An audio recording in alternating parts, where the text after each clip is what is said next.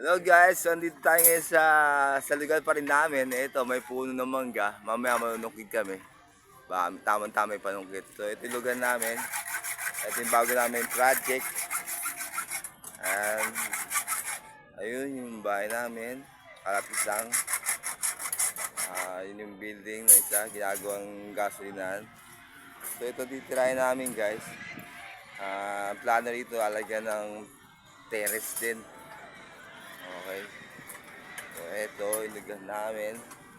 Cesar. Okay, medyo nasa taas na tayo guys. Okay guys. Ayan guys. Mga kapitbahay namin. Doon. Mga bahay. Ito yung daanan namin.